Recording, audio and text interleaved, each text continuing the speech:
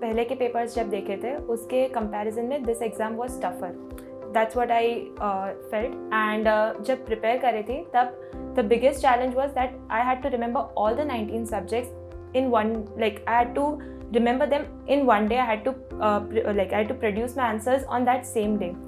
तो वो मेरे लिए थोड़ा चैलेंजिंग था क्योंकि जब when you are appearing for your college exams तो तुम्हारे फर्स्ट ईयर में फर्स्ट ईयर के सब्जेक्ट्स होते हैं, सेकेंड ईयर में सेकेंड ईयर के आते हैं, यहाँ पे सारे 19 एक साथ आ रहे हैं and the order is also jumbled up. तो ऐसा नहीं है कि एक क्वेश्चन के बाद दूसरा आएगा, यू डोंट नो कौन सा क्वेश्चन कहाँ से आ रहा है। तो प्रेजेंस ऑफ माइंड होना इज़ वेरी इंपॉर्टेंट और वो that was a challenge for me. So उसके लिए मैंने प्रैक्टिस ज़्यादा की थी कि on the final day I am not going to make a mistake.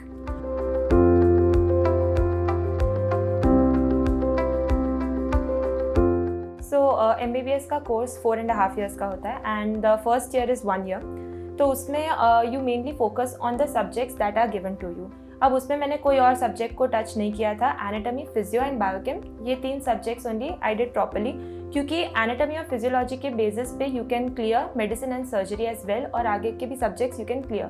तो फर्स्ट ईयर में you have to create a very strong base और in case you have not done it तो भी ठीक है, मतलब if you in the second year and third year नहीं किया है इट्स ओके, क्योंकि काफ़ी लोग पूछते हैं कि फर्स्ट ईयर में ध्यान नहीं दिया था, अब नहीं याद है। आई थिंक सब एक नया वो फील होता है, we are in MBBS college first year.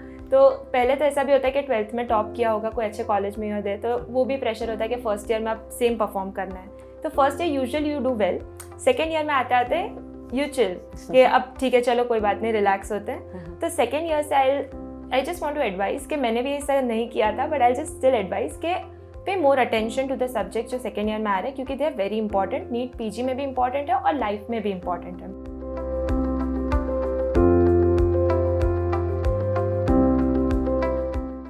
Like as a doctor, so you have pathology, you have pharmacology and you have microbiology. These 3 are the major subjects जिसके ऊपर फोकस होना चाहिए, क्योंकि आगे चल के भी when you are a doctor they are going to be helpful. फिर थर्ड ईयर पे आते आते you have ENT and opthal and you have PSM. So PSM is not that important अगर हम प्रैक्टिकली देखें तो, बट स्टिल नीट PG में it holds a huge like exam के पॉइंट ऑफ व्यू से it becomes important. Yeah, it becomes very important. तो उसको prepare करने का फिर अलग ही स्ट्रैटेजी होता है and that you can do it when you're doing the internship. तो जब तुम थर्ड ईयर में हो तब तुम जैसे सब पढ़ रहे टेक्स्ट बुक में से वैसे कर लो, बट आगे चलते चलते MCQ बेस्ड प्रैक्टिस ज़्यादा होनी चाहिए। And in the final year subjects you have your major text books which you have to read the final year में, और MCQ based practice obviously internship में you have to do, but final year में you have to focus on the clinical subjects, because clinically paper इस time clinical ज़्यादा था and it's going to be clinical now, so you will have to focus on the clinical aspects of the subject.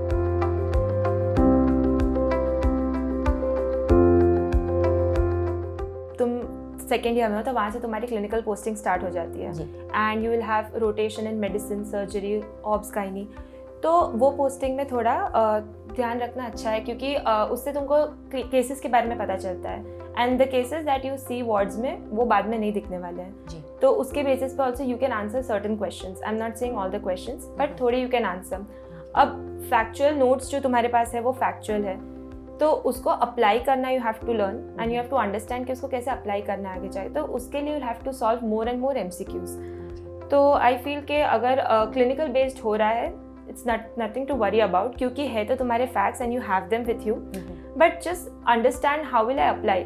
Like let's say you have a big question, उसमें history दी है but the answer is a one word answer, तो तुम answers को देखो, you exclude के why not this, और ultimately you reach the right answer.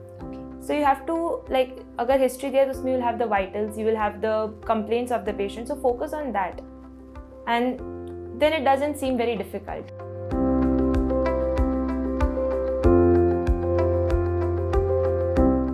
So I just remembered one question जो मेरे एग्जाम में भी आया था and I was like falling behind, मतलब टाइम मुझे कम लग रहा था थोड़ा।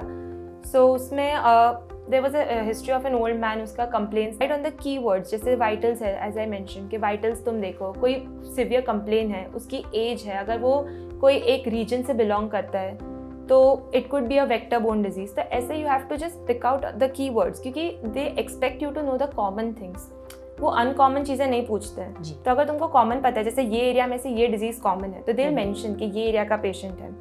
तो you have to pay attention to all the small details.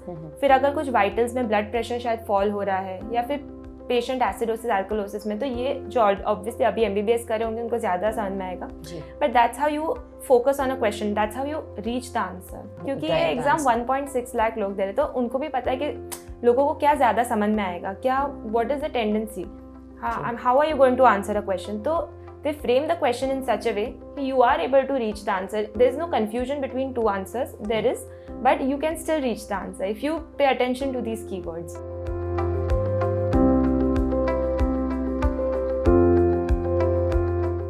So I've always been a first ranker, मतलब first standard से, so थोड़ा I'll come off as a nerd, but I also like I don't study like all the day long, I don't do that, पर हाँ मतलब first standard से I've always stood first and I've always liked standing first. So I think science was just, my parents are doctors, so I thought कि हाँ I'll also take up science, I'll be good at it, and I have a good memory, मतलब I'm gifted that way. I feel like not a great memory, photographic नहीं है, but still I can remember easily. Okay. तो अगर मतलब NEET में भी factual questions आ रहे थे, I was able to answer them very easily. Okay. तो I think that's why I took up medicine and I realized I'll be good at it. और मुझे और कोई फील्ड में इतना इंटरेस्ट था भी नहीं, तो फिर I just went with the flow. I took up science, उसमें भी अच्छे मार्क्स आ गए, and then तो 10 and 12 में क्या थे आपके marks? Because this is very popular with our learners, they want to know. Okay, so in 10th I had 94%, and in 12th I had, like 12th में we had MCQ based questions, so उसमें 98 थे. Great. And college में कैसा गया था आपका? College was also like I was among the top 5 rankers, so I have maintained that मतलब.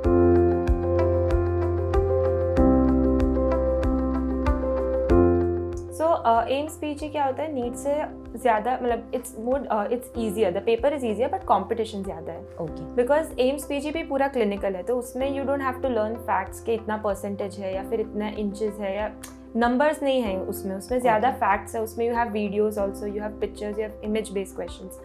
तो अगर एम्स PG को क्रैक करना है, अगर तुमने नीट का पढ़ा है ऑलरेडी तो ग्रेट, उसके बेसिस पे भी हो जाएगा, but focus more on how to apply that knowledge. अगर तुम्हारे पास कोई फ्लो चार्ट है, तो फ्लो चार्ट तो माइंड में है, बट उसको अप्लाई फिर कैसे करना है, कि स्टेप 1 से स्टेप 2 कैसे जाना है. तो that is important for AIIMS. PGI में क्या होता है, यू हैव मल्टीपल आंसर्स, तो उसमें theory should be very strong, क्योंकि you have to rule out what answer are you going to choose. You have multiple answers, तो वो थोड़ा ट्रिकी हो जाता है, and it's also very lengthy because you have to read each and every option.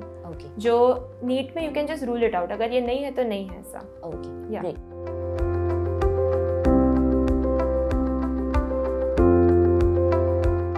So in the first year 3 subjects आते हैं, anatomy, physiology and biochemistry. Anatomy के लिए I think every student has BD Chaurasia, तो वो 3 books आती हैं, एंड उसमें से ही most of them study. Gray's anatomy कोई नहीं खोलता है.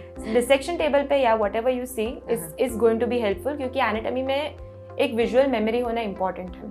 And anatomy if you see, you are going to remember it for 3 more years. If you just read, नहीं याद रहता है, एंड it's impossible क्योंकि body में there are so many muscles, there are so many nerves, arteries, you can't remember everything. True. तो one important thing for ANAT I would suggest is कि you make जैसे nerves है तो उसका एक होना चाहिए कि इतना इतना I want to write the points and then just fill it up, fill in the blanks की तरह you treat the subject. फिर physiology में you have more about the body processes. तो उसके लिए I use the book A.K. Jain, क्योंकि see I always feel कि if you go for hi-fi books you end up knowing the same as Indian books भी पढ़ोगे तो इतना ही आने वाला है. तो I have always gone with Indian authors, क्योंकि they write it in a simplified version. तो द सिंपल जितना ज्यादा सिंपल होगा उतना बेटर है. हाँ, उतना अच्छा से समझ में हाँ, एंड में तुम्हें समझना है. हाई-फाई लैंग्वेज से समझ में नहीं आता है जी. तो you also and up wasting more time. तो फिर फिजियोलॉजी में तुमको थोड़ा बॉडी प्रोसेसेस पे यू हैव, तो उस पर ध्यान क्यों देना है, क्योंकि मेडिसिन में इट्स प्योर फिजियोलॉजी. फिजियोलॉजी में I use A.K. Jain and in biochemistry I use Vasudevan. दोनों के लिए एक बुक. या so I have always referred to 1 book. 2-3 sources I don't usually go for because it's more confusing that way.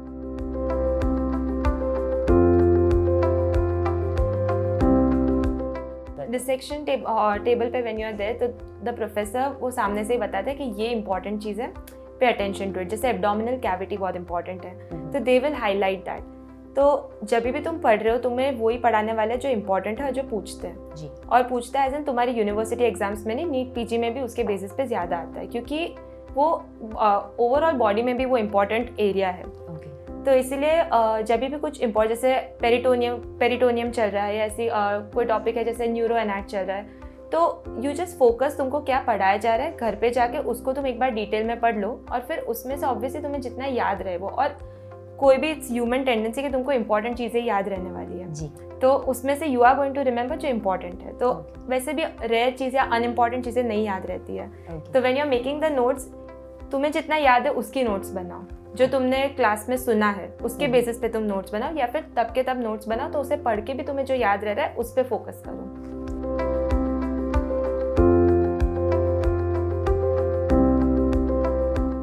So second year में there are 4 subjects. Pathology आता है, and pathology and physiology. Physiology is what is normally going on in the body, and pathology is the abnormal processes. So medicine के लिए you have these 2 subjects, and जिस पे focus करना है. Then pharmacology is all drugs. तो अब drugs में क्या है, there are so many new drugs that are coming up. उसके लिए you will have to stay updated. अगर तुम नीट पीजी दे रहे हो तो तब you will have to be updated. But जो general है वो तुमको अभी से you have to focus on it. And for pathology I used Harsh Mohan, which is also an Indian author. So I've always been a fan of Indian authors because images are also there, you have a proper explanation and everything is there, it's sufficient. True. फिर pharmacology में everyone uses KD Tripathi. But I've also liked this book Shanbag, तारा शानबाग, जिसमें बहुत simplified way में दिया था, flow charts के form में दिया था, which makes it easier to understand pharmacology. But for the drugs, KD Tripathi is sufficient. And then you have microbiology, जिसके लिए मैंने अनंत नारायण यूज़ की थी. And microbiology is all parasites and viruses and bacteria and all. So it is a difficult subject. Exactly. But, yeah. मैं यही पूछने वाली थी because मैं recently I met a few others also जो बोल रहे थे microbiology was their subject of difficulty. Yeah, क्योंकि और actually second year में 2 subjects हैं जिसमें सब learn करना है. Pharmac में drugs सारी learn करनी है, micro में बैक्टीरिया है, उसका कहाँ ग्रो होता है, कैसे ग्रोथ, क्या डिजीज करता है, वो सब लर्न करना है. बट उसमें भी रिपीटेड प्रैक्टिस चाहिए होती है. इट्स नॉट ईजी, मतलब I am not going to lie and say कि अरे हो जाता है, बट रिपीटेड प्रैक्टिस होनी चाहिए उसमें. तो पहले से if you start it's better. 1-2 बार में यू विल फील कुछ भी नहीं आता, but by 3-4 times you will feel कि अच्छा चला है. आप क्या बोल रहे हो, you need to keep on revising it. Okay. So I feel कि डिसिप्लिन बहुत इंपॉर्टेंट होता है whenever you are preparing for anything in life. Exam हो या कुछ भी हो, डिसिप्लिन इज़ वेरी इंपॉर्टेंट. तो अगर आपको पता है कि इतना टाइम मुझे देना है तो उसको use it wisely. And obviously I would suggest कि take proper breaks. So maybe and all the best for all of you. Yeah, all the best to all of you, and I know I'm sure you'll rock it.